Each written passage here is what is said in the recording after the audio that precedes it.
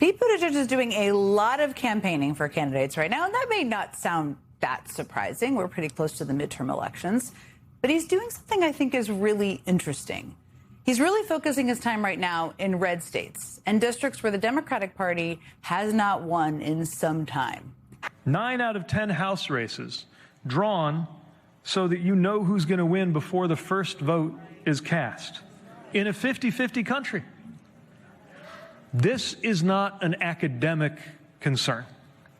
This hurts us. This is why things aren't working properly. This is how they can make you pay more at the pump for a war you never asked for. How they burn down the Department of Education while we're worried about kids who can't do math or read like they're supposed to. This is why we can't have nice things.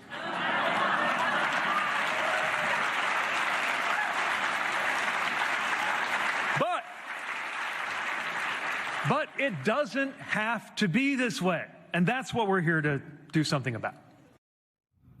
Joining me now is former Transportation Secretary and former South Bend Mayor Pete Buttigieg. It's great to see you. You've had quite a good time, it seems like. We just showed a clip out of the campaign trail over the last several days. It's interesting to me, and I just mentioned this. I mean, I know you were a sought-after surrogate on the campaign trail. You probably get lots of calls from people asking you to campaign. You've made a decision as of late to really focus your time in red states. Why? Well, I think it's important that we reach out everywhere at this moment when more and more people, including independents and a lot of people who usually vote Republican, are ready for something different. You know, sometimes I think we've been made to feel like we who are opposed to what's going on right now in Washington and in Congress are the minority. We not only have a majority, we have a supermajority in public opinion when it comes to the Iran war, when it comes to the prices being too high, when it comes to the need for the wealthiest people and corporations to pay their fair share, on and on down the list, healthcare, you name it. But having a majority in public opinion doesn't automatically mean you get a majority in Congress. You got to go out there and work for it. And what I have found in places like Nebraska's 2nd District, where I was today, like Iowa, where I was yesterday, other places I've been campaigning, from Marjorie Taylor Greene's district in Northwest Georgia to the work we were doing in Montana to heading out to Florida in a little while. There are so many people who, if we can get in front of them with that message, I think they're going to respond and are going to insist on change, deliver change. And it's a reminder also that you don't have to wait till the next presidential election to do something. We have a lot of elections right now in front of us in 2026. We got to make sure that they go well. In your speech today, you reiterated how Democrats can continue doing politics as usual, which I think the majority of people watching it was like, yeah, they can't keep doing it because it's not working, and we all see the polling numbers. What do you mean by that exactly? What specific things do you think Democrats should avoid repeating or continuing to do? Well, I think we've got to recognize that many of the institutions that are being destroyed right now by the Trump administration also cannot and should not be put back together just the way they looked in 2021 or 2012. I do think there is a risk that we might imagine that our job is to take power and just put everything back the way it was. But that's not going to work either. If our economic and political and social systems were working just fine, we wouldn't be here. So the old status quo can't be the answer. We've got to have new answers, and we've got to take big swings at major political reform. Again, I think there's a moment here, for example, on money in politics. You don't have to be a Democrat and you don't have to be in a blue state to be part of the majority that wants to change that, including, if necessary, a constitutional amendment to deal with Citizens United. And part of the message that I had in Iowa and that I'm taking everywhere I go is our economic problems are related to the problems in our political system. You know, there is a conventional wisdom out there among some political strategists saying, don't talk about what's wrong with our democracy because we should only be talking about the kitchen table. To me, those two things are intimately connected. The reason we are paying more at the pump, the reason our mortgages are unaffordable in this country, is directly related to the fact that there is no accountability in our government, and there won't be until we fix Congress, fix the Supreme Court, fix money in politics, and we absolutely cannot be afraid to talk about those big reforms as well as the ins and outs of healthcare, education, the things we want to do on day one. Accountability, you hear that word a lot. I hear it a lot. I'm sure you hear it a lot. People really want it, right? What does that look like as we look ahead? Because there's not unlimited hours in the day. There's not unlimited time in Congress. What do you think accountability looks like as we look ahead? Well, when given the chance, Congress has to, a Democratic-led Congress, has to establish accountability, first of all, around the just naked corruption that is going on. This is not a political question. The idea that the American people shouldn't have been spending hundreds of millions of dollars of our taxes on retrofitting a secondhand jumbo jet, the idea that there is something highly questionable about people from the President of the United States to a lot of other officials getting rich on stock trades while making decisions that move markets. Dealing with that is not some kind of partisan conquest. That's something that most Americans can actually come together around. But also there's the day-to-day accountability that our democratic system is supposed to deliver. See, this is part of the problem with gerrymandering. If 9 out of 10 House districts are ones where you know who's going to win before the first vote is cast, then members of Congress don't feel a level of accountability. They don't feel responsible for anything from big policy questions like standing up to this Iran war, which is supposed to be Congress's job to declare or to stop, or their personal conduct like trading stocks and getting rich when no member of Congress should be trading stocks in the first place.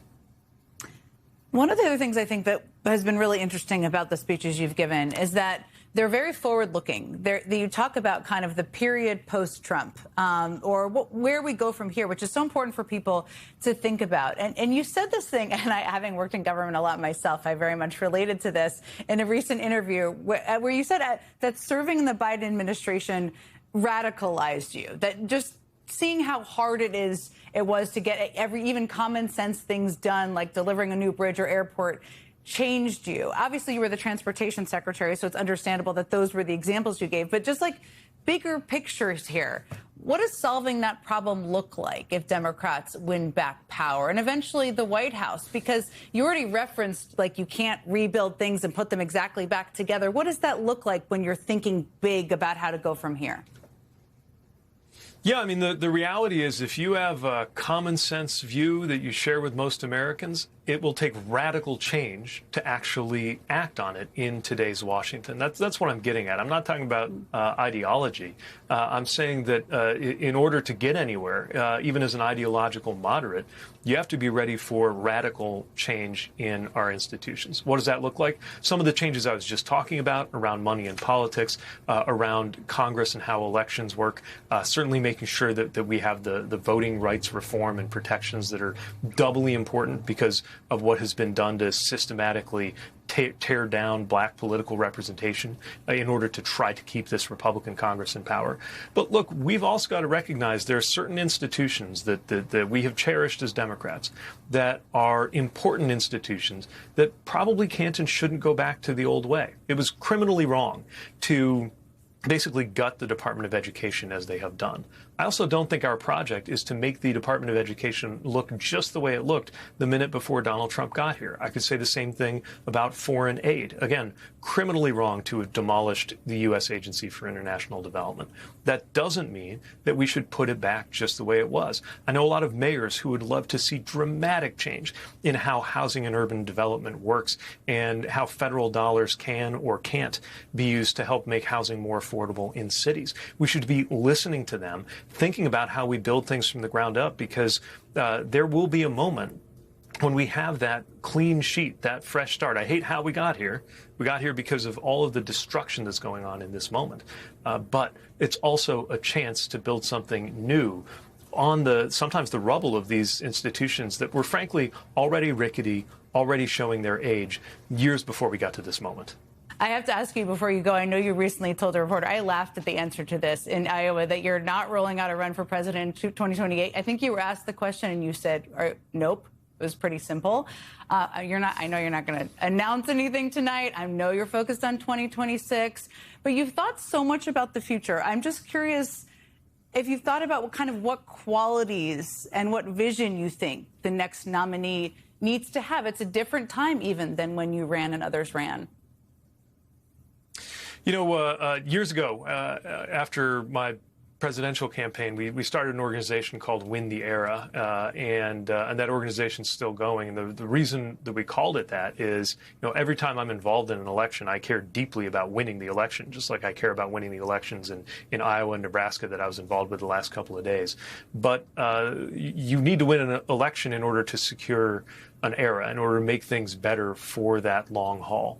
And I think that we need that kind of thinking right now. I think the 250th is a great opportunity to step back and actually think about what it's going to be like by the time of the 300th. I know that might sound a little crazy, but certainly expect that my children will be celebrating the 300th. With some luck, I might be there to see it too.